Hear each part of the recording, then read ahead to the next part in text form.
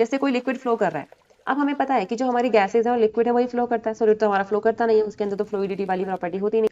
अब टेम्परेचर, ये बहुत इंपॉर्टेंट है टेम्परेचर वाला। टेम्परेचर बढ़ाने से कोहेसिव फोर्सेस क्या होते हैं, कम होते हैं, आपको पता है ना। और विस्कोसिटी और विस्कस फोर्स भी लिक्विड्स की क्या हो जाएंगे, कम हो। फ्लूइड्स बहुत इंपॉर्टेंट चार्ट है ये वाला भी, कि किस किस पे डिपेंड करता है, इन पर भी क्वेश्चन पूछे जाते हैं।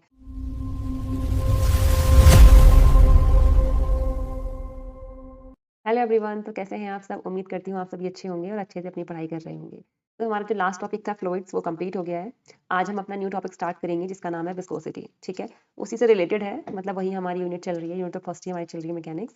तो नेक्स्ट टॉपिक है हमारा विस्कोसिटी, इसको आज हम पढ़ेंगे डिटेल में। ठीक है, तो ये आज हमारा लेक्चर नंबर 1 होगा इसका। तो चलिए स्टार्ट करते हैं। पहले हम कैपिलरी के बारे में पढ़ेंगे, कैपिलरी ट्यूब्स क्या होते हैं, फिर हम अपना विस्कोसिटी स्टार्ट करेंगे। ठीक है, तो वीडियो को लाइक कर दीजिए जल्दी से, और जिन्होंने अभी तक चैनल को सब्सक्राइब नहीं किया है वो सब्सक्राइब कर दीजिए। जो लोग हमसे नए जुड़े हैं वो हमारे व्हाट्सएप ग्रुप को भी ज्वाइन कर सकते हैं, लिंक हमारे डिस्क्रिप्शन में है या पिन कमेंट में भी आपको मिल जाएगा, तो वहाँ से आप व्हाट्सएप ग्रुप भी हमारा ज्वाइन कर सकते हैं।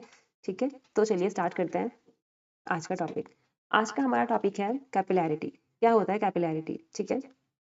The phenomena of rise or fall of a liquid in a capillary tube in comparison to the surrounding is called capillarity।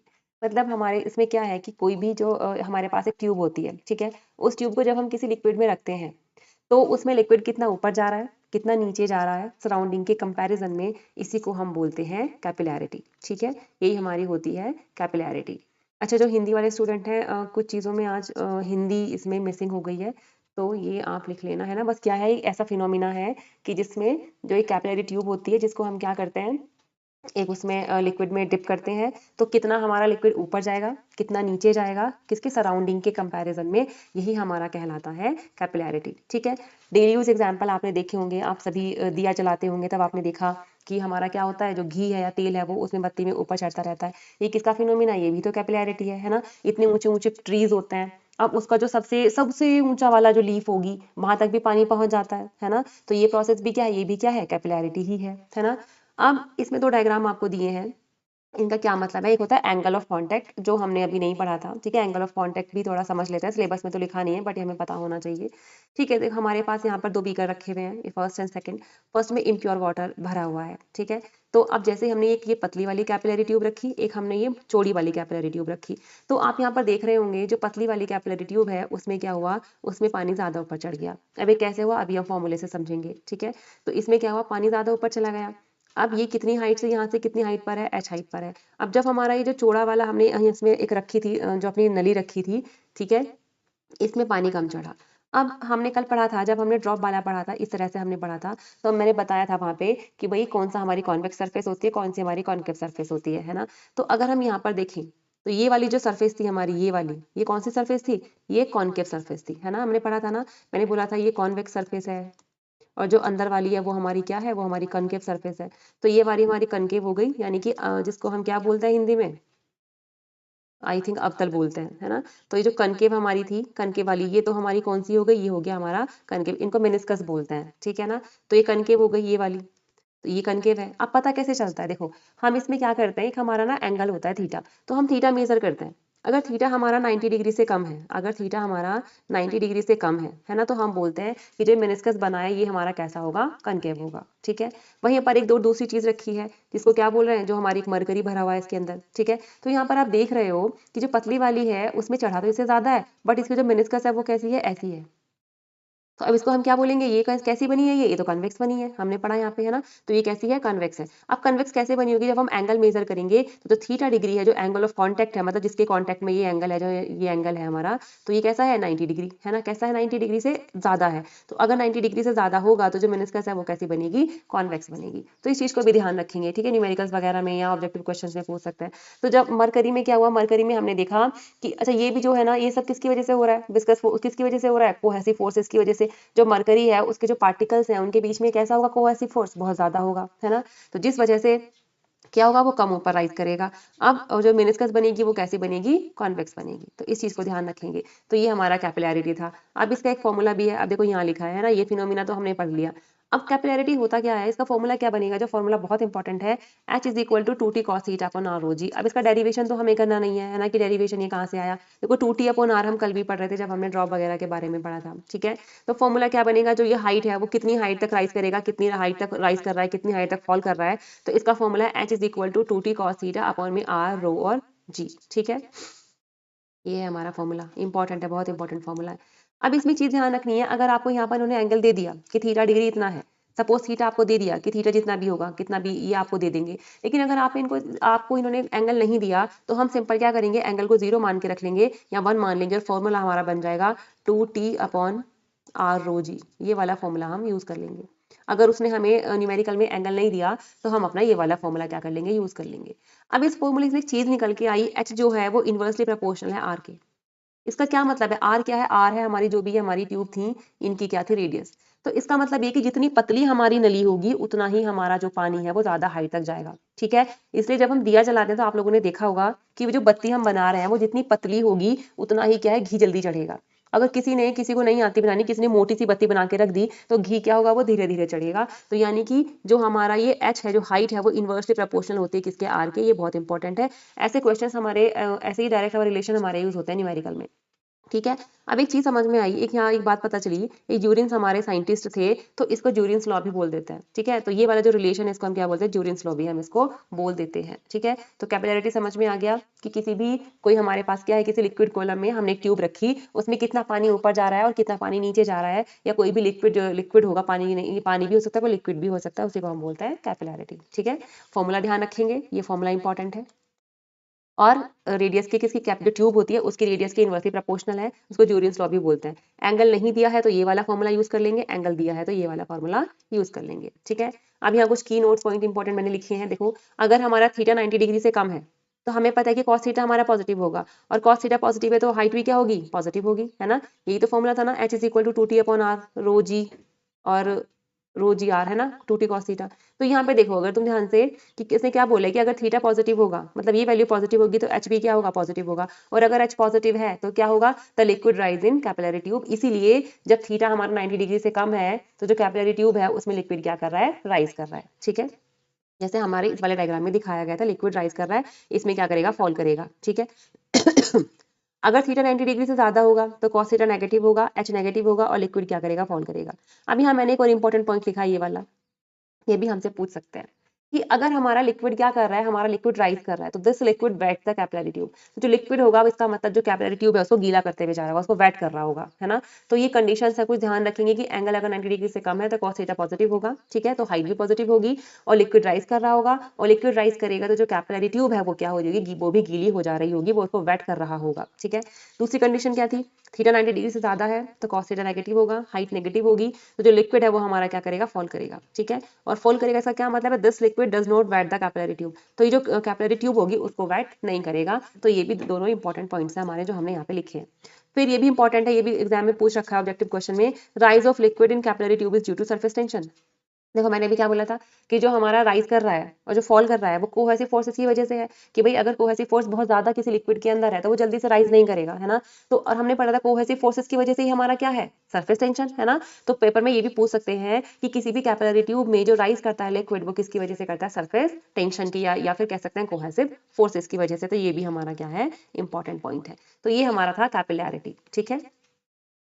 Next हमारा है विस्कोसिटी, कि विस्कोसिटी क्या होती है, ठीक है। तो विस्कोसिटी क्या होती है, it is the property of fluid of gases in is internal fraction acting between different layers which oppose their relative motion. देखो जैसे कोई लिक्विड फ्लो कर रहा है, अब हमें पता है कि जो हमारी गैसेज है और लिक्विड है वही फ्लो करता है, सॉलिड तो हमारा फ्लो करता नहीं है, उसके अंदर तो फ्लूइडिटी वाली प्रॉपर्टी होती नहीं है। तो जब लिक्विड क्या कर रहा है, जब लिक्विड फ्लो कर रहा है, तो अब उसकी बहुत सारी लेयर्स होती हैं, जैसे यहाँ पे दिख रहा है ना। अब लिक्विड फ्लो कर रहा है तो उसकी क्या होंगी, बहुत सारी लेयर्स होंगी, बहुत सारी लेयर्स होंगी। तो अब जो लेयर्स होंगी ये क्या करें, इनके अंदर एक इंटरनल फोर्स होता है जो क्या करता है, वो फ्रिक्शन का काम करता है, मतलब उनका जो फ्लो है उसका अपोज करता है। मतलब जो हमारा लिक्विड फ्लो कर रहा है तो उसी का वो क्या करेगा, अपोज करेगा, उसको आगे नहीं जाने देगा। तो ये जो प्रॉपर्टी है ये कहलाती है हमारी विस्कोसिटी, ठीक है। यानी कि जो डिफरेंट लेयर्स हैं उनके बीच में एक एक फोर्स वर्क करता है अपोजिट डायरेक्शन में, जो उसके आगे उसके फ्लो का अपोज करता है, वो तो कहलाता है विस्कस फोर्स। और ये जो प्रॉपर्टी है किसी भी लिक्विड की, वो क्या कहलाती है, किसी भी फ्लूइड की ये प्रॉपर्टी कहलाती है हमारी विस्कोसिटी, ठीक है। जैसे ये हमारी बहुत सारी लेयर्स थी, अब ध्यान रखेंगे जो सबसे ऊपर वाली लेयर होगी, उसकी जो वेलोसिटी होगी वो सबसे ज्यादा होगी, धीरे धीरे क्या होती जा रही है, कम होती जा रही है। जो नीचे वाली लेयर होगी इसकी वेलोसिटी ज्यादा होगी। अब जैसे सपोज ये 2 लेयर हैं, जो ऊपर की 2 लेयर हैं, ये वाली 2 लेयर, अब इनके बीच में क्या कर रहा होगा, एक फोर्स काम कर रहा होगा। ये तो इसका फ्लो आगे जा रहा है ना, तो इसके फ्लो का क्या करता है, वो अपोज करता है। ठीक है ना, तो उसी को हम बोलते हैं विस्कस फोर्स। क्या बोलते हैं उसको, विस्कस फोर्स हम बोलते हैं। और किसी भी फ्लूइड की जो प्रॉपर्टी है, इसको प्रॉपर्टी को हम बोलते हैं विस्कोसिटी। ठीक है, दोबारा पढ़ते हैं, यही लिखा है, it is the property of fluid is internal friction acting between different layers which oppose their relative motion, जो उनके relative motion का क्या करता है, अपोज करता है। ठीक है, अब इसके कुछ रीजंस होते हैं। पहला, कोहेसिव फोर्स सबसे इंपॉर्टेंट, देखो आप ध्यान से समझो, जिन भी पार्टिकल्स के बीच में कोहेसिव फोर्स ज्यादा होगा, उनकी स्पीड क्या होगी, कम होगी, वो कम फ्लो करेंगे। जैसे कि हमारे पास 2 एग्जाम्पल है यहाँ पर, एक तो हमने लिक्विड यानी वाटर, इसको वाटर मान लेते हैं, ये हमारा वाटर है, और ये हमारे पास हनी है। ठीक है, तो अब हमें पता है कि जो हनी है उसके जो मोलिक्यूल्स हैं उनके बीच में कोहेसिव फोर्सेस ज्यादा होंगे, है ना। तो जब कोहेसिव फोर्स ज्यादा होंगे तो इसका मतलब क्या होगा, कोहेसिव फोर्स की वजह से वहां पर जो ये हमारा विस्कस फोर्स होगा वो भी क्या होगा, बहुत ज्यादा होगा। और जिस वजह से इसकी जो स्पीड होगी वो कैसी होगी, कम होगी, ये स्लो स्लो मूव करेगा, है ना। अभी यहाँ से एक ग्लास हमने पानी गिराया तो पानी वहां तक पहुंच जाता है ना। घर पे बच्चे करते हैं ना, पानी गिरा देते हैं पूरे घर में, पानी पानी पानी, यहाँ से वहां एकदम पहुंच जाता है। तो क्यों, क्योंकि उसके जो पार्टिकल्स हैं, उनके जो मोलिक्यूल्स हैं, उसके बीच में जो कोहेसिव फोर्स है वो कम होता है ना। जिसकी वजह से कोहेसिव फोर्स कम होने की वजह से जो विस्कस फोर्स है वो भी कैसा लगेगा, कम लगेगा, और पार्टिकल्स एकदम क्या कर लेते हैं, ज्यादा से ज्यादा फ्लो कर लेते हैं। ठीक है, तो इसकी ध्यान रखेंगे, जो वाटर है उसका विस्कस फोर्स उस पर कैसा लग रहा होगा, कम लग रहा होगा, है ना। और जो हनी है उसके अंदर विस्कस फोर्स कैसा लग रहा होगा, ज्यादा लग रहा होगा, जिसकी वजह से स्लो चलते हैं और ये कैसे चलेंगे, इसके कंपैरिजन में फास्ट चलेंगे।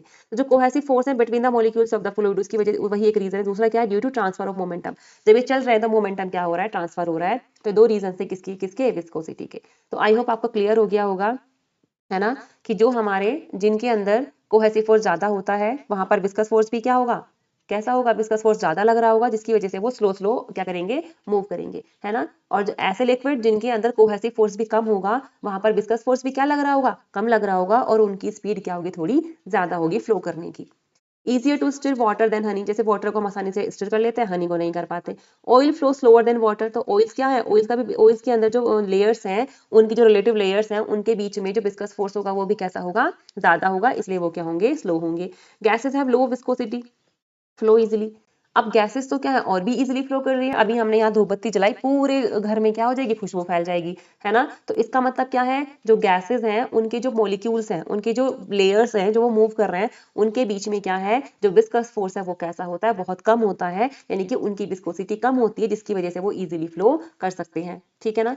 Cold liquid are more viscous than hot liquids, हमें पता है कि जैसे हम क्या करेंगे, टेम्परेचर को हम बढ़ाएंगे, जैसे जैसे टेम्परेचर इंक्रीज करेंगे वैसे वैसे क्या होता है, हमारा कोहेसिव फोर्स हमारा कम हो जाएगा, है ना। टेम्परेचर बढ़ाने से कोहेसिव फोर्स कम हो जाएगा, टेम्परेचर इंक्रीज करने से कोहेसिव फोर्स कम हो जाएगा। अब कोहेसिव फोर्स कम होने से क्या होगा, देखो जैसे हमारे कोल्ड, जैसे हमारे हॉट वाले थे, जैसे हमने कोहेसिव फोर्स कम हुआ वैसे उसकी विस्कोसिटी भी क्या हो जाएगी, कम हो जाएगी। और जो हॉट लिक्विड्स हैं वो इजीली फ्लो कर सकते हैं, किसके कंपैरिजन में, कोल्ड लिक्विड्स की कंपैरिजन में। तो एक सिंपल सी बात बस यहाँ पर हमने ये समझी कि कोहेसिव फोर्स ज्यादा है तो विस्कस फोर्स भी ज्यादा होंगे, और वो धीरे धीरे स्लोली मूव करेंगे। कोहेसिव फोर्स कम है तो विस्कस फोर्स भी क्या होगा, विस्कस फोर्स भी कैसा होगा, कम होगा, वो इजीली फ्लो करेगा। ठीक है, तो आई थिंक आपको ये चीजें क्लियर हो गई होंगी, है ना। तो ये हमारा है विस्कोसिटी, ध्यान रखेंगे। अब जो विस्कस फोर्स होता है उसको कैलकुलेट कैसे करेंगे, ये क्या क्या किन चीजों पे डिपेंड करता है। देखो, जो विस्कस फोर्स होता है ना वो एरिया पे डिपेंड करेगा, इस एरिया पे भी डिपेंड करेगा कि भाई कितने एरिया में हमारा लिक्विड फ्लो कर रहा है ना। जो उसकी लेयर्स हैं, जो उसका एरिया कितना है, तो एरिया जितना ज्यादा होगा विस्कस फोर्स भी उतना ज्यादा लगेगा, है ना। तो एरिया पर भी डिपेंड करेगा। तो पहली चीज तो वो किस पर डिपेंड कर रहा है, एरिया के भी डायरेक्टली प्रोपोर्शनल हो गया, यानी कि F directly proportional to area. अब दूसरी चीज होती है डीवी अपॉन डी एक्स। एक चीज अगर हमने ध्यान से यहाँ समझें, यहाँ देखो डायग्राम बनाया है, ये रहा, ये पार्ट लेयर्स हमारी क्या, लेयर्स के मॉलिक्यूल्स मूव कर रहे हैं। अब इनके बीच में क्या लग रहा है, इनका कुछ रिलेटिव मोशन होगा जिसका अपोज कर रहा है क्या, विस्कस फोर्स, है ना। तो जो ये सबसे ऊपर वाली होगी इसकी वेलोसिटी ज्यादा होगी, जो सबसे नीचे वाली होगी उसकी वेलोसिटी कम हो गई होगी, उस पर ज्यादा फोर्स लग रहा होगा, है ना। तो इसका मतलब क्या है कि जो वेलोसिटी है ना, जो वेलोसिटी है वो कितनी चेंज हो रही है पोजीशन के रिस्पेक्ट में, है ना। तो rate of change of velocity with position, तो rate of change of velocity with position की पोजीशन के साथ में कितनी वेलोसिटी क्या हो रही है, चेंज हो रही है, उसी को क्या बोलते हैं हम, वेलोसिटी ग्रेडियंट। जैसे आप यहाँ देख रहे हो, पोजीशन के साथ में क्या हो रही है, वेलोसिटी यहाँ इंक्रीज हो रही है, नीचे को देखेंगे तो पोजीशन के साथ में वेलोसिटी क्या हो रही है, डिक्रीज हो रही है। तो ये जो डीवी अपॉन डी एक्स है, ये डीवी अपॉन डी एक्स है, इसी को क्या बोलते हैं हम, वेलोसिटी ग्रेडियंट। ठीक है। तो अब इसके भी क्या होगा, जो वेलोसिटी ग्रेडियंट है इसके भी डायरेक्टली प्रोपोर्शनल होगा। तो जब दोनों को मिलाएंगे तो हमारा क्या बनेगा, A D V upon D X. अब क्योंकि प्रोपोर्शनैलिटी हटाना है तो कांस्टेंट लिखना है, इसको हम लिखते हैं eta, E is equal to eta A D V upon D X. ठीक है, और इसी को बोलते हैं coefficient of viscosity, important formula. ठीक है, अब जो कोफिशिएंट ऑफ विस्कोसिटी है ना हमारा ईटा, तो इसकी हमें डायमेंशन निकालने के लिए आ सकती है और इसका हमें वो निकालने के लिए भी आ सकती है, क्या, ऐसा यूनिट है ना। तो इसको भी कर लेते हैं। आई थिंक ये क्लियर हो गया होगा, विस्कोसिटी क्या होती है, विस्कस फोर्स क्या होता है, और इसका फॉर्मूला क्या होता है, किन किन चीज़ों पर डिपेंड करता है, बहुत ज़रूरी है, ध्यान रखेंगे। देखो यहाँ लिखा भी है कि कॉमन मिस्टेक्स बच्चे क्या करते हैं, thinking viscous force depends on velocity, कि वो वेलोसिटी पे डिपेंड करता है। नहीं, वो वेलोसिटी पे डिपेंड नहीं करता, वेलोसिटी ग्रेडियंट पे डिपेंड करता है ना। यानी कि किस किस पे डिपेंड करेगा, एरिया पर और वेलोसिटी ग्रेडियंट पर। तो हम ये ध्यान रखेंगे, ठीक है, and as well as coefficient of viscosity. ठीक है, अब विस्कोसिटी कैसे निकालेंगे, देखो हमने पढ़ा F is equal to eta A D V upon D X. हम स्टोक्स लॉ जो है ना उससे भी हम ईटा की क्या निकाल सकते हैं, आगे हम स्टोक्स लॉ पढ़ेंगे तो आप दोनों फॉर्मूले में से किसी से भी ईटा की यूनिट या फिर डायमेंशन निकाल सकते हो, सेम ही आएगी। तो ईटा इज इक्वल टू कितना हो जाएगा हमारे पास, हमें ये निकालना है ना। तो F upon A into D V upon D X, पहले यूनिट निकाल लेते हैं ईटा। अब फोर्स की यूनिट कितनी होती है, सभी को पता है कि फोर्स की यूनिट कितनी होती है, न्यूटन होती है। एरिया होता है मीटर स्क्वायर। ठीक है, अब ये वी कितना होता है, वेलोसिटी कितनी होती है हमारी, मीटर पर सेकेंड, है ना। तो इसको हम लिख देंगे मीटर पर सेकेंड इंटू, अब एक्स क्या है, पोजीशन भी मीटर, तो मीटर से मीटर कट गया, तो हमारा ईटा क्या बचा, देखो ये, अब ये वाला जो हमारा 1/s है, ऐसे ऊपर चला जाएगा, तो न्यूटन मीटर माइनस 2 सेकेंड। तो एक तो हमारी ये बन गई यूनिट इसकी, ऐसा यूनिट। अब एक और बनेगी न्यूटन पर मीटर स्क्वायर, देखो एफ अपॉन ए क्या हो जाएगा, इसको अगर मैं बोलूँ तो प्रेशर बन गया ना, F upon a force per unit area, pressure बन गया। तो और क्या होती है इसकी, पास्कल सेकेंड, पास्कल सेकेंड, है ना। न्यूटन मीटर माइनस 2 किसकी होती है, फोर्स की, सॉरी प्रेशर की, तो क्या बन गया पास्कल, प्रेशर की क्या होती है ऐसा यूनिट, पास्कल इंटू सेकेंड। तो ये बन गई इसकी एसआई यूनिट। अब हमें एसआई यूनिट के साथ साथ एग्जाम्स में क्या और निकालने के लिए आता है, हमें एग्जाम में निकालने के लिए आता है डायमेंशन। तो डायमेंशन कैसे निकालेंगे, देखो फोर्स की डायमेंशन सबको पता है एम एल टी माइनस 2 होती है ना। मीटर की क्या हो जाएगी एल माइनस 2, और एस की क्या हो जाएगी टाइम। तो यहाँ से इस एल, एक ये 1 था ना, तो ये बचेगा -1 और ये बचेगा -1, तो एम एल -1 टी -1 क्या हो जाएगी इसकी डायमेंशन। तो दोनों ही इंपॉर्टेंट है, डायमेंशन और यूनिट, ये हमें निकालनी आनी चाहिए, या किसी भी फॉर्मूले की। सबसे अच्छा क्या है, जैसे ही हम कोई फॉर्मूला पढ़ते हैं तुरंत हम उसकी एसआई यूनिट, सीजीएस यूनिट और डायमेंशन हमें निकाल के खुद से देख लेनी चाहिए। ठीक है, कॉमन मिस्टेक बच्चे देखो क्या करते हैं, thinking viscosity does not depend on pressure, ये विस्कोसिटी प्रेशर पर डिपेंड नहीं करती। तो अभी आप देख रहे हो ना, तो viscosity depends on pressure, pressure पर भी डिपेंड करती है, आप देख रहे हो ना विस्कोसिटी का यहाँ पर। ठीक है, कोफिशिएंट ऑफ विस्कोसिटी, तो विस्कोसिटी हमारी प्रेशर पर भी डिपेंड करती है, ध्यान रखेंगे। अभी आगे हम पढ़ेंगे भी। अब आगे लिखा है dependency on viscosity of fluids, बहुत इंपॉर्टेंट चार्ट है ये वाला भी, कि किस किस पे डिपेंड करता है, इन पर भी क्वेश्चन पूछे जाते हैं। तो सबसे पहला ऑन डेंसिटी, डेंसिटी पर भी कौन डिपेंड करेगी, डेंसिटी पर भी डिपेंड करेगी विस्कोसिटी। अब आपको पता है डेंसिटी का कंसेप्ट भी आपको पता है, जो हनी है, हनी की डेंसिटी क्या होती है, डेंसिटी का मतलब होता है डेंस, घनापन, है ना, घनापन डेंस। जैसे कि हमारा उत्तराखंड है तो वहां पर है ना कि भाई वो जो वन है बहुत घनी वन है, बहुत डेंस है, तो डेंस का मतलब होता है घनापन। तो डेंसिटी कितनी ज्यादा होगी, जैसे कि हनी है, तो डेंसिटी जितनी ज्यादा होगी उतना ही वो कम फ्लो करेगा, है ना। तो डेंसिटी बहुत ज्यादा होने का क्या मतलब है, जो विस्कोसिटी है या विस्कस फोर्स है वो भी क्या होगा, बहुत ज्यादा होगा, जैसे कि हनी, है ना, जैसे कि हनी हमने पढ़ा। तो हनी की डेंसिटी बहुत ज्यादा है, विस्कस फोर्स भी क्या है, या विस्कोसिटी या विस्कस फोर्स भी क्या है, बहुत ज्यादा है ना, तो वो कम फ्लो करता है। एज डेंसिटी इंक्रीजेस विस्कोसिटी भी क्या होगी, इंक्रीज होगी। यहाँ पर हमने से एफ से लिख दिया विस्कस फोर्स यानी कि विस्कोसिटी। ठीक है, ऑन प्रेशर, प्रेशर पर भी डिपेंड करता है ना। तो कैसे डिपेंड करता है, जैसे कि अगर आप क्या करोगे, प्रेशर इंक्रीज करोगे तो विस्कस फोर्स भी क्या होगा हमारा, या विस्कोसिटी भी क्या होगी, इंक्रीज होगी। एक्सेप्शन वाटर, इंपॉर्टेंट है, वाटर एक्सेप्शन है, कि वाटर पे अगर आप प्रेशर बढ़ाओगे तो विस्कोसिटी क्या होगी, डिक्रीज होगी। एक्सेप्शन है, बाकी सारे की सारी चीजें क्या है, मतलब ये अपवाद है। ठीक है ना, बाकी प्रेशर बढ़ाने से जो विस्कोसिटी होती है लिक्विड्स की, वो क्या होती है हमारी, इंक्रीज होती है। अब टेम्परेचर, ये बहुत इंपॉर्टेंट है टेम्परेचर वाला। टेम्परेचर बढ़ाने से कोहेसिव फोर्सेस क्या होते हैं, कम होते हैं, आपको पता है ना। और विस्कोसिटी और विस्कस फोर्स भी लिक्विड्स के क्या हो जाएंगे, कम हो जाएंगे। लेकिन गैसेस के कंपैरिजन में डिफरेंट होगा। गैसेस के कंपैरिजन में जैसे जैसे आप टेम्परेचर बढ़ाओगे तो वैसे वैसे क्या होगा, जो विस्कस फोर्स है वो क्या होता रहेगा, इंक्रीज होगा। इसके दोनों के कंपैरिजन में उल्टा है। ठीक है ना, तो मतलब अगर लिक्विड का टेम्परेचर बढ़ाओगे तो विस्कस फोर्स डिक्रीज होगा, लेकिन अगर आप टेम्परेचर बढ़ाओगे गैसेस का तो विस्कस फोर्स भी क्या होगा, इंक्रीज होगा, ध्यान रखेंगे। और ये फॉर्मूला बहुत इंपॉर्टेंट है, ये डायरेक्टली किसके प्रोपोर्शनल होता है, स्क्वायर रूट टी के। ठीक है, तो इन चीजों को हम ध्यान रखेंगे, ये हमारा लिखा भी है, thinking viscosity does not depend on pressure, pressure पर डिपेंड करती है भाई। ठीक है, यहाँ डायरेक्टली चीजें लिखी हुई हैं, आप इनको ध्यान रखोगे।